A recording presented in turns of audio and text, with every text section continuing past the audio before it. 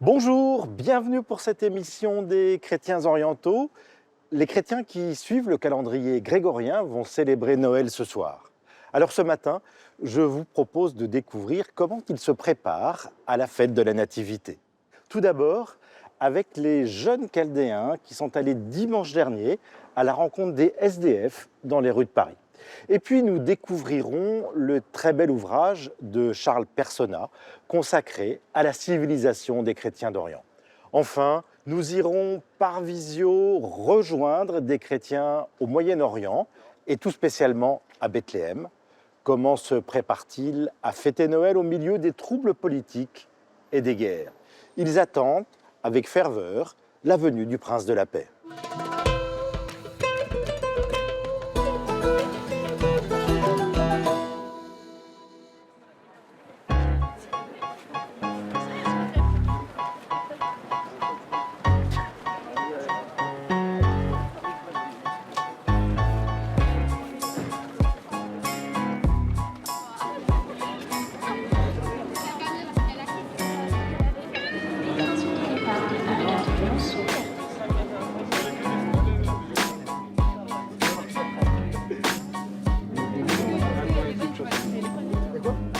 On va discuter un peu avec eux, on va leur proposer du café ou du thé. Parce que comme il fait un peu froid, je pense que c'est bien de leur donner quelque chose de chaud. T'as déjà discuté du coup avec un SDF? Non. J'arrive pas. Pourquoi? Je sais pas, je leur dis juste bonjour. Ouais. Un petit sourire et c'est tout. Bah, c'est déjà bien en vrai. Ouais. Tu sais, c'est un sourire qui peut grave changer leur journée. Mais j'arrive pas à leur parler. Ouais. Il y a un début à tout. Ça commence aujourd'hui alors. Mais j'ai trop hâte. On peut commencer à y aller, hein. Chacun prend sa gare et on y va. Avant Noël, ce qu'on fait, c'est qu'on organise une maraude avec les jeunes lycéens de la paroisse chaldéenne, donc de Sarcelles et d'Arnouville. Et on les emmène servir notre prochain. La charité, pour moi, c'est l'une des choses les plus importantes. Et du coup, là, on la transmet. Ok, venez un petit peu, on se rapproche. Alors là, on va commencer. On est à Porte de Pantin. Les autres, ils sont partis à Gare du Nord, à Châtelet, à Rivoli, à Gare de l'Est. Alors, on y va avec un grand sourire? Oui. Allez, c'est parti.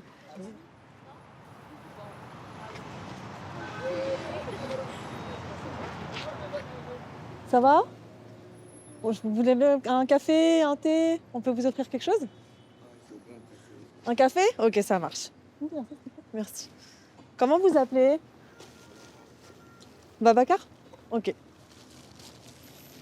Vous allez bien? Il fait froid en ce moment. Hein. Ça fait combien de temps que tu es ici?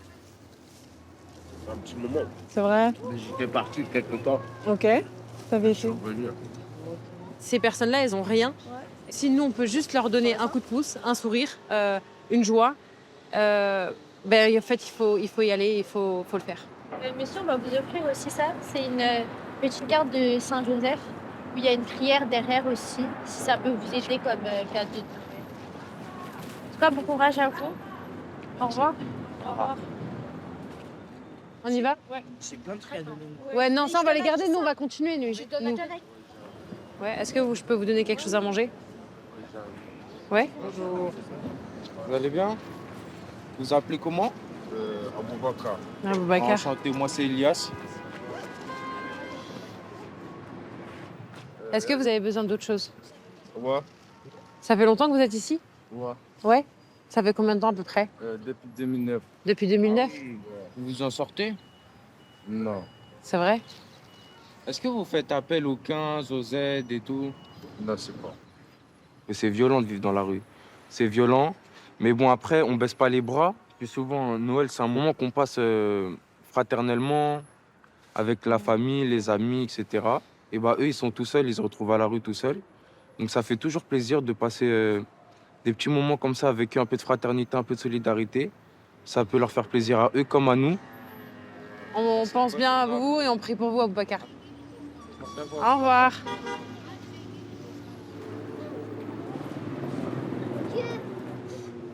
Merci à Ah, je vous en prie, c'est normal.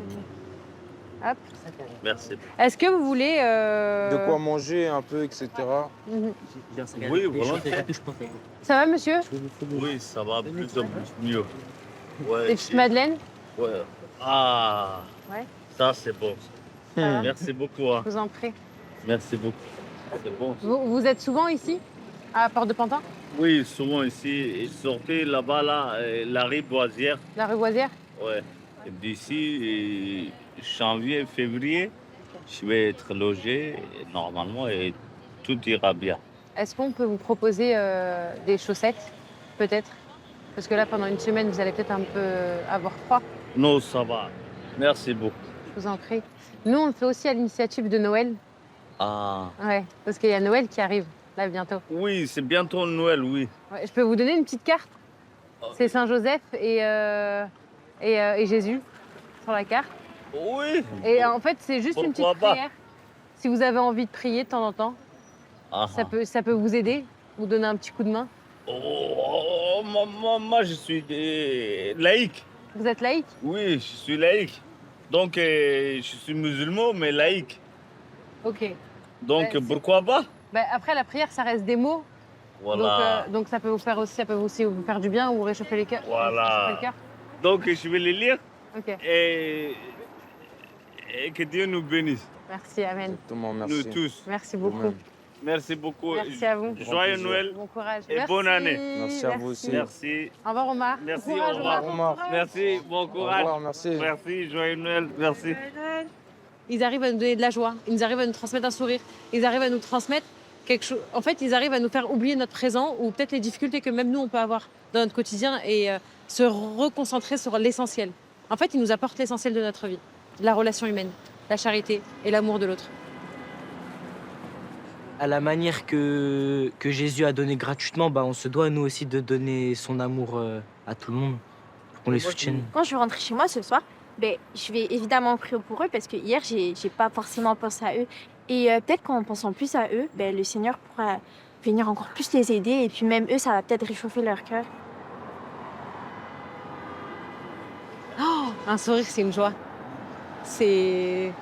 Ça commence comme ça, en fait, la rencontre. Par un sourire. C'est une joie, ouais. Chaque année, à la même époque, de très beaux livres sont édités. Cette année, Charles Personnaz vient de publier un très bel ouvrage consacré à la civilisation des chrétiens d'Orient. Rencontre avec le directeur de l'Institut national du patrimoine, amoureux de l'art et des chrétiens d'Orient.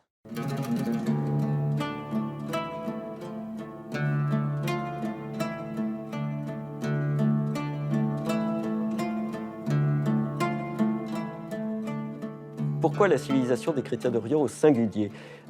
Parce que on en voit souvent la multiplicité de ce christianisme oriental. Et j'ai voulu aussi montrer ce qui les rassemble, c'est-à-dire un certain rapport à la foi qui est commun, ce qui ne veut pas dire qu'il n'y a pas une très grande diversité au sein de cette unité. Et ça se retrouve dans l'art, c'est-à-dire que par exemple, la matrice byzantine, elle est partout présente. C'est-à-dire que les images, que les modes de représentation ont été forgés pour beaucoup à Byzance, mais qu'ensuite ils se sont adaptés aux différentes cultures qu'ils ont rencontrées. La culture slave, pour le monde slave, qui va donner des tonalités particulières, le monde syriaque. Dans le monde du christianisme oriental, la crucifixion n'est pas représentée, ou très, très peu, c'est toujours la croix glorieuse, la croix de vie. Quand on représente le Christ dans une abside d'église, eh bien on va le représenter en gloire. Ça sont des traits communs. Bethléem, c'est le point zéro de l'aventure du christianisme. C'est là où tout commence, c'est l'endroit où naît Jésus.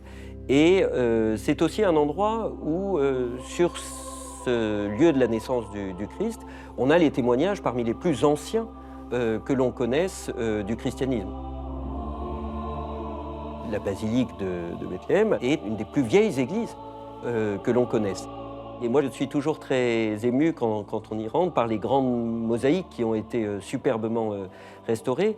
Je suis ému pour deux choses. D'une part, parce qu'elles représentent la succession des conciles et elles nous expliquent l'histoire de cette église dans ses différentes composantes, et puis parce que ces mosaïques elles-mêmes ont été commandées par les croisés, par des latins, des Européens, des Occidentaux, à des artistes qui, eux, étaient des artistes byzantins, qui se sont mis au service, et tout ça s'est mêlé à Bethléem, et je trouve ça particulièrement émouvant.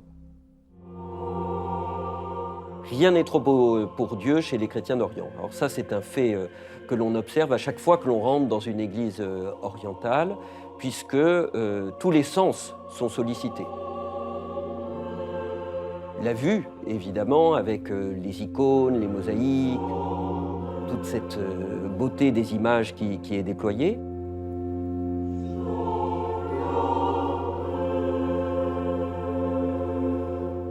Les textures, moi je trouve que dans les tissus liturgiques, dans leur miroitement, leur chatoiement, il y a aussi cet aspect-là, alors qui s'adresse au toucher.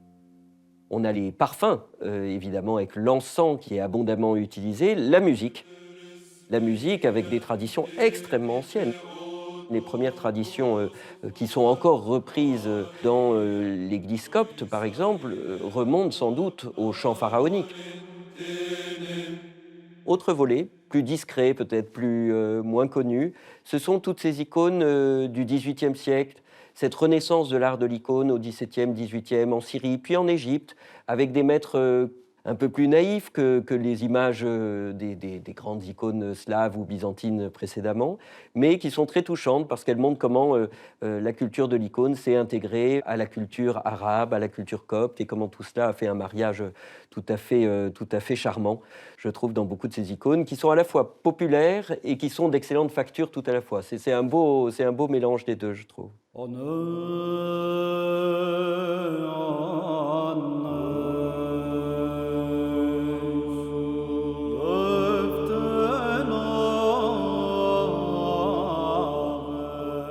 C'est une grande difficulté pour les communautés que de garder leur culture dans un contexte de diaspora.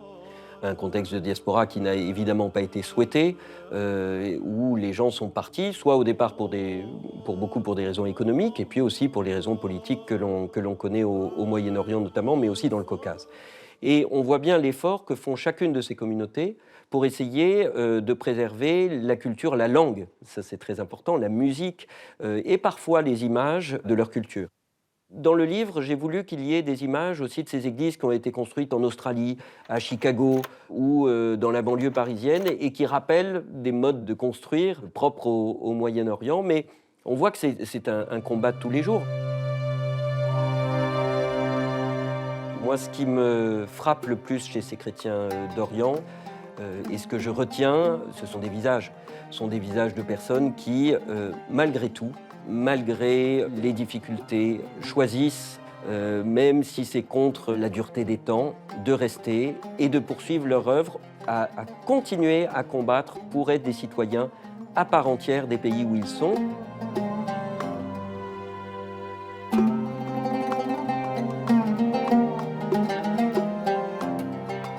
Quand on traverse le Moyen-Orient, on est frappé par toutes ces écoles qui sont tenues par ces communautés et qui accueillent les enfants de ces communautés. Mais ce que l'on remarque aussi, c'est que ces écoles accueillent tout le monde, chrétiens et musulmans côte à côte. Et ça, c'est le service qu'offrent les chrétiens d'Orient au reste des populations de leur pays.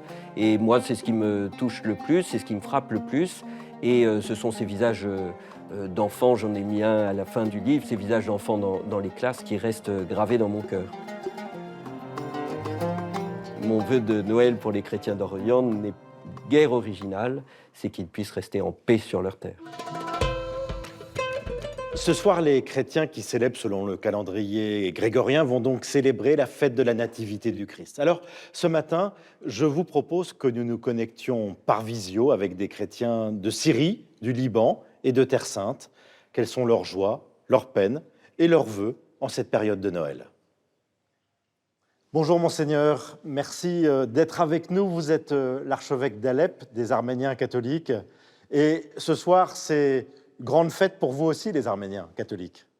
Oui, merci bien, joyeux Noël. On sait que depuis plus de 11 ans, 12 ans, Alep est une ville martyre.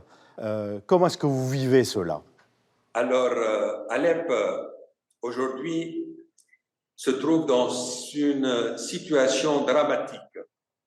Nous avons vécu la guerre, nous avons vécu le tremblement de terre, et voilà, cette année, nous sommes ici à Alep avec nos difficultés parce que la vie devient de plus en plus chère et les gens trouvent beaucoup de difficultés pour pouvoir vivre et survivre.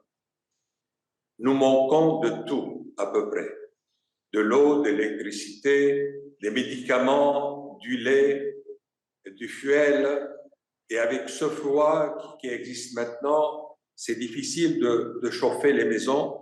C'est pourquoi je lance un appel à vous pour enlever les sanctions contre la Syrie, parce que les sanctions contre la Syrie, ce n'est pas une punition contre le gouvernement, c'est une punition contre les gens, surtout les enfants et les vieillards. C'est une punition collective et nous demandons d'enlever les sanctions contre la Syrie. Monseigneur, combien de vos fidèles ont quitté Alep ces dernières années? Les 2 tiers des chrétiens ont quitté Alep. Il reste qu'un tiers, mais maintenant, les jeunes surtout ne veulent plus rester. Quand on n'a pas une vision très claire de l'avenir, c'est qu'on quitte. On est dans un tunnel. Tout est noir et on ne voit pas la lumière et la fin de ce tunnel. Avec cette fête de Noël, nous aidons les gens à retrouver un peu la joie, le sourire. Et avec nos organisations de bienfaisance, nous allons organiser de petites fêtes pour les enfants. Et vous voyez encore, nous avons l'arbre qui est là. C'est un signe d'espérance pour nos fidèles. Et je voulais remercier toutes les organisations internationales qui nous aident un peu à aider les gens à vivre l'esprit de Noël. Alors, Monseigneur, quels sont les souhaits de Noël que vous avez pour vous et vos fidèles, pour les Alepins aujourd'hui? Nos souhaits, c'est vraiment patience et espérance. Nous glorifions Dieu malgré tout et nous prions pour la paix sur la terre, la paix qu'on a besoin parce que dans plusieurs parties du monde, il y a la guerre, en Ukraine, en Arménie, en Palestine, ici même en Syrie. Nous prions pour la paix. Alors, gloire à Dieu dans les plus hauts des cieux, paix sur la terre et surtout joie, sérénité pour les hommes de bonne volonté. Comment est-ce qu'on souhaite Noël en arménien, Monseigneur? Շնորհավոր Սուրբ Ծնունդ, Քրիստոս ծնավ եւ հայտնեցավ, ցեզի մեզի մեծ ավետիս. Merci, Monseigneur. Merci à vous et joyeux Noël de nouveau. Merci. Bonjour, Père Georges. Bonjour, la connexion est un peu donc troublée, mais bonjour, Monsieur Valu. Merci d'être avec nous en cette veille de Noël. Dans quel état d'esprit sont les Libanais aujourd'hui? Toute notre histoire, depuis les Phéniciens jusqu'à nos jours, nous sommes pétris de souffrance, nous sommes pétris de douleur, d'inquiétude, d'angoisse. C'est la fragilité de la condition humaine. Et quoi qu'on fasse, nous sommes dans la vallée des larmes. Donc, rien n'a changé. Mais nous continuons à résister. Nous sommes vraiment un peuple légendaire, résistant, résilient. Donc, on ne permet pas à la sévérité des temps de ravager les espaces de joie qui nous restent. Il y a 2 mots en langue française, de même en arabe. Vous avez espoir et espérance. L'espoir pourrait être tenu en échec par n'importe quel problème, tandis que l'espérance chrétienne se renforce dans les tribulations, dans les difficultés, dans les déboires et les déceptions. Là, donc, rien ne va plus, donc on espère tout. Mais, Père Georges, on sait que les pauvres sont devenus des miséreux, la classe moyenne est devenue pauvre au Liban. Comment on peut se réjouir aujourd'hui? Vous savez, et l'effondrement de notre économie nationale et la dégradation de notre monnaie nationale, donc c'est presque une faillite, certainement ça a écorché vif toutes les classes du Liban. et nous avons 80% de Libanais au-dessous justement du seuil de la pauvreté, et nous sommes dans une conjoncture périlleuse actuellement parce que le sud du Liban est enflammé, on est sûr de l'incertain, mais certainement il y a des lumières dans les rues de Beyrouth. Nous essayons de vivre la joie, une joie intérieure qui n'a pas besoin d'être incarnée et dans des choses matérielles. Donc c'est la joie vraiment spirituelle. Voilà, on a besoin d'un salut. Et le salut viendra de la parole de Dieu. Père Georges, on Oui. sait pourtant que beaucoup de jeunes quittent le Liban. D'ailleurs, on les voit arriver en France ces derniers mois parce qu'ils n'ont plus confiance, ils n'ont presque plus d'espoir ou d'espérance dans ce Liban d'aujourd'hui. Nos générations qui quittent actuellement, et ça ne veut pas dire que c'est une hémorragie irréversible, pas du tout. Ce sont des gens qui travaillent à l'étranger. C'est le nomadisme. Le nomadisme moderne, c'est le déplacement continuel. On n'appartient plus à un pays, on appartient à son travail. Mais le Liban reste un point d'ancrage. Partout dans ce monde, vous trouverez des communautés libanaises qui gardent un cordon ombilical avec la patrie mère et qui font rayonner l'image du pays à l'étranger à travers la tradition culinaire, la tradition musicale, à travers donc toutes ces facettes civilisationnelles qui constituent le patrimoine culturel du Liban. Quels sont vos vœux de Noël pour les Libanais aujourd'hui?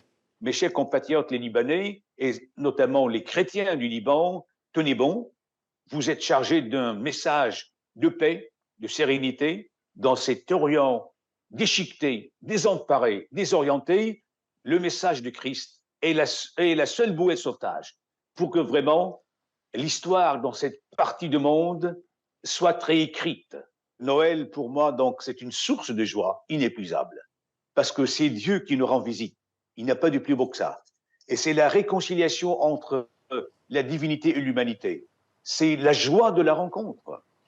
Merci beaucoup, Père Georges, et joyeux Noël à vous et à tout le Liban. Merci. Merci beaucoup, Monsieur Valu. Mes meilleurs vœux pour vous et pour la France, que nous chérissons beaucoup. Merci beaucoup. Merci. Joyeux Noël. Joyeux Noël. Bonjour Marlène. Bonjour, bonjour à vous tous. Merci d'être avec nous. Alors, vous êtes dans l'église grecque catholique de Bethléem, qui est située à quelques centaines de mètres de la basilique de la Nativité, pas très loin de la rue de l'Étoile. Hein. C'est celle qu'ont pris les rois mages pour aller jusqu'à la grotte. Dites-nous un petit peu dans quel état d'esprit se trouvent les habitants de Bethléem. Bon, cette année, notre Noël est très spécial parce que le Conseil des Églises a annulé tout aspect de célébration extérieure. Donc, il n'y aura pas de sapin de Noël. Tous les ans, dans toutes les villes de la Terre Sainte, l'illumination du sapin de Noël est une fête pour toute la ville. Chrétiens, musulmans, ils participent à cette fête avec des chants, avec des scouts, avec la présence du maire, de tout le conseil municipal. Mais cette année, dans toutes les villes, ça a été annulé. Et malheureusement, à Bethléem, le lieu de naissance de notre Seigneur, il n'y a pas de célébration extérieure. Les célébrations vont rester dans les églises. Marlène, ça, ce sont les décorations qui ont lieu d'habitude sur la place de la Mangeoire, devant la basilique de la Nativité. Mais je crois aussi que dans toutes les maisons, il y a un aspect, entre guillemets, très modeste et très simple cette année, non? Ce que je voudrais dire, c'est vrai que le Conseil des Églises a déclaré l'annulation des fêtes. Mais en fait, ce n'est pas un ordre, c'est une demande de la population. Nous ne nous sentons pas à l'aise de mettre un gros sapin alors qu'il y a des gens qui sont en deuil, qui ont perdu leur maison, leur famille. Mais je comprends très bien que les maisons où il y a des enfants, ils vont peut-être mettre un petit sapin parce que vraiment, les enfants attendent Noël d'une année à une autre. Alors dites-nous un petit peu dans quelle situation se trouve la population de Bethléem et des villages qui sont autour. Qu'est-ce qui s'est passé depuis le drame du 7 octobre? Alors, la région de Bethléem vit principalement du tourisme. Tous les ans, il y a des hôtels qui ouvrent de nouveau à Bethléem pour accueillir les pèlerins, les touristes, les restaurants, les magasins qui vendent les produits artistiques faits par le bois d'olivier de la Terre Sainte. Il y a beaucoup, des centaines d'usines dans les maisons. C'est vraiment un travail traditionnel des habitants de Bethléem. Et vous savez, les mois d'octobre, novembre, décembre, janvier, c'est vraiment le pic de tourisme. Malheureusement, les rues de Bethléem sont vraiment très tristes, vraiment vides du tourisme. Marlène, comment est-ce que vous sentez, vous, cette responsabilité d'être chrétienne et de vivre sur le lieu de la naissance de Jésus? Nous avons une grande responsabilité parce que les chrétiens en Terre Sainte, en général, ils sont minoritaires. Maintenant, nous faisons 2% de la population. Et avec tous ces problèmes qui durent depuis des années, les chrétiens émigrent beaucoup plus, de plus en plus. Non, il faut rester sur cette terre, il faut témoigner. Jésus est né à Bethléem, juste à côté, à une centaine de mètres, pour le monde entier. Et comme ça, quand les touristes viennent en Terre Sainte, il faut qu'ils rencontrent des chrétiens dans les églises qui témoignent de leur origine. Qu'est-ce qui vous touche particulièrement, vous, dans le message de Noël? Ce qui me touche dans le message de Noël, c'est que Jésus, son message était un message de paix et d'amour. Et c'est justement ce qui nous manque, nous, le peuple de la Terre Sainte. Vous savez, il y a 2 semaines, pendant la messe de dimanche, nous avons choisi un chant qui dit « Dieu de la paix, donne-nous la paix dans notre pays ». Un des jeunes qui chantait avec nous, il m'a dit « Mais cette chanson, ça fait des années qu'on la chante ». L'espoir commence à baisser. C'est très dur. Ce que nous vivons maintenant, c'est très dur. Mais Marlène, Oui. quels sont vos vœux pour Noël cette année? Nos vœux pour Noël cette année est que le message de notre Seigneur, la paix, l'amour, l'espoir, la conscience, tout ça est perdu dans notre monde. Je crois que non pas seulement en Terre Sainte, dans le monde entier. Tout le monde s'éloigne de ces messages. Si on revient vers l'origine et les bases du message de notre Seigneur, peut-être que nous arrivons à quelque chose. Espérons que vous soyez entendus, Marlène, et je pense que c'est la prière de tous les chrétiens de Terre Sainte, mais aussi du monde entier. Alors, peut-être que vous pouvez nous dire comment on salue au moment de Noël dans la tradition grecque melkite catholique. Al-Masih wulida, Alléluia. Christ est né, Alléluia. Nous avions enregistré il y a quelques années une de vos filles qui chantait. Alors, elle a quel âge maintenant, votre fille? Elle a 19 ans maintenant. Elle a 19 ans. Mais en tout cas, on va se quitter en entendant cet appel à la paix pour Noël. Merci beaucoup, Marlène. Merci à vous. Merci.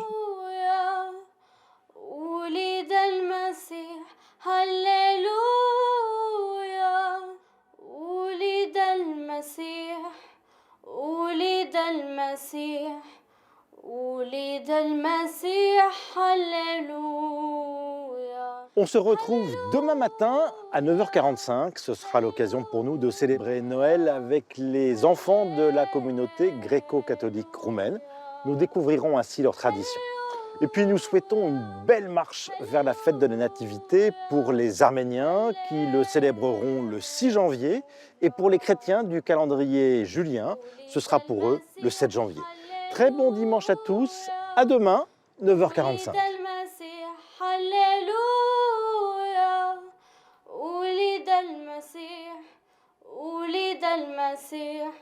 ولد المسيح هللويا ولد المسيح هللويا